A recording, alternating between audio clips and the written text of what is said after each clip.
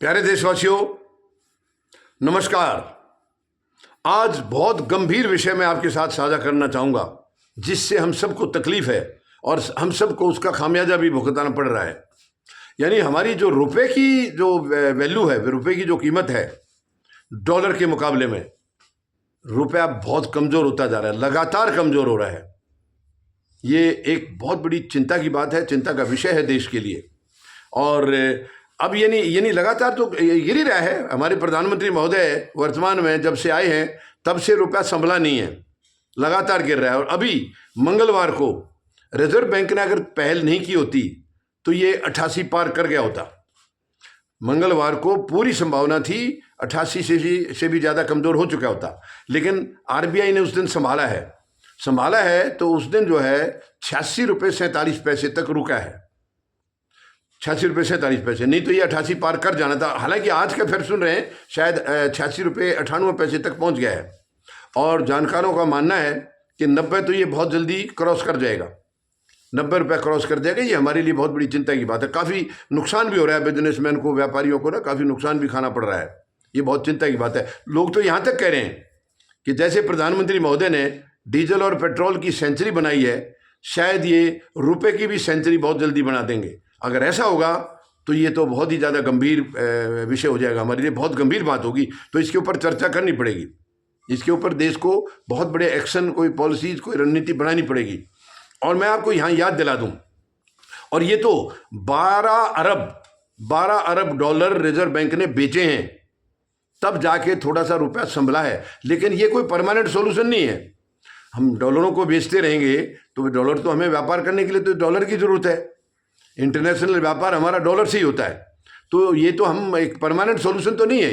हाँ, आपको एक बात याद दिलाना चाहूँगा मैं, प्रधानमंत्री महोदय जो वर्तमान में हैं, जब ये पीएम कैंडिडेट हुआ करते थे, यानी प्रधानमंत्री पद के उम्मीदवार हुआ करते थे, आपको ध्यान होगा 2013 में 13 सितंबर को प्रधानमंत्री महोदय जो वर्तमान में हैं, इनको बीजेपी ने पार्टी की तरफ से पीएम उम्मीदवार यानी पीएम का कैंडिडेट इनको घोषित किया था 13 सितंबर 2013 को।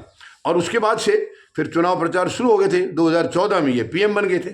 लोकसभा चुनाव 2014 में हुए थे, तब ये प्रधानमंत्री बन गए थे। उस वक्त जो चुनाव प्रचार करते थे तो हमारे प्रधानमंत्री महोदय, आज जो प्रधानमंत्री हैं, उस वक्त पीएम उम्मीदवार होते थे।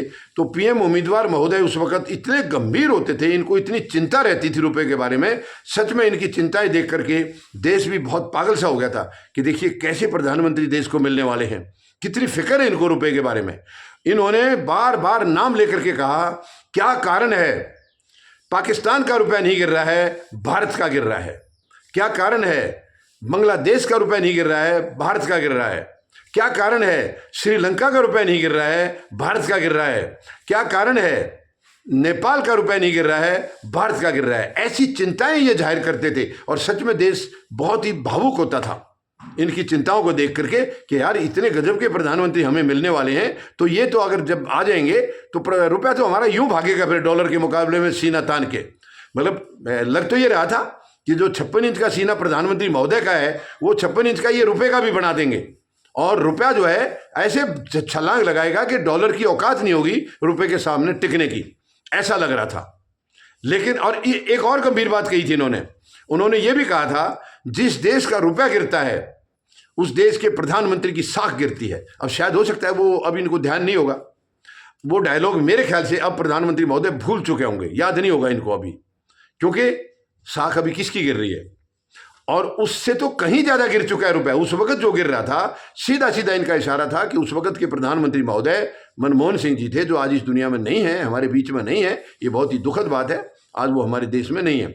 तो उस वक्त ये सीधा उनकी साख गिरने की बात करते थे, लेकिन आज इतना ज्यादा गिर रहा है।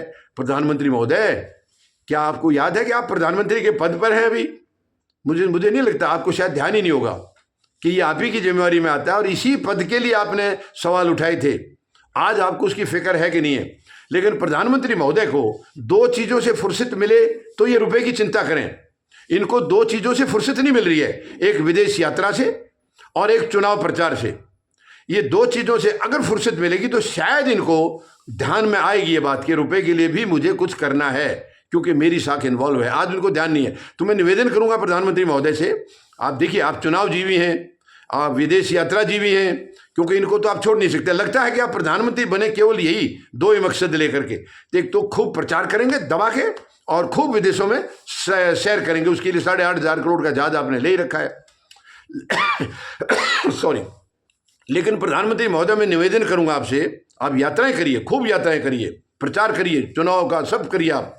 लेकिन उस वक्त एक बार वो डायलॉग जो आपने बोला था 2014 के चुनाव से पहले, प्रचार के दौरान जो डायलॉग बोला था कि जब जिस देश का रुपया गिरता है उस देश के पीएम की साख गिरती है, प्रधानमंत्री की साख गिरती है। तो कृपया उस डायलॉग को एक बार आप जरूर दोबारा वो वीडियो निकाल करके उस किसी तरह सुन लें। वैसे तो ध्यान नहीं होगा, उतर गई होगी ध्यान से आपकी, लेकिन उस वीडियो को एक बार सुन लें।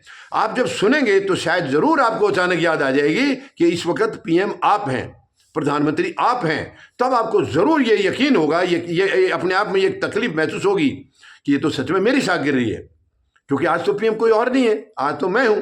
तो ये मेरा निवेदन है इनसे, आप यात्राएं करिए खूब, आपको कौन रोक रहा है? ना विदेश यात्रा से आपको कोई रोक रहा है, ना चुनाव प्रचार से रोक रहा है। आप तो जैसे अगर गांव में, मुझे लग रहा है कहीं सरपंच का पंचायत के चुनाव होंगे तो शायद प्रधानमंत्री महोदय पंचायत के चुनाव के लिए भी जाएंगे गांव में, ऐसा लग रहा है इनका। क्योंकि हर चुनाव में ये प्रधानमंत्री का काम नहीं होता है, जो इनका काम है उसको ये भूल ही गए हैं। तो मैं निवेदन करूंगा प्रधानमंत्री महोदय, आप इन चीजों से निकल के थोड़ा सा एक बार गहराई से, ठंडे दिमाग से सोचिए कि प्रधानमंत्री की जिम्मेवारियां क्या क्या होती हैं, जिनमें सबसे बड़ी एक ये है जिसके आपकी साख रुक जाए। आपकी साख तभी रुकेगी जब रुपया गिरना रुकेगा।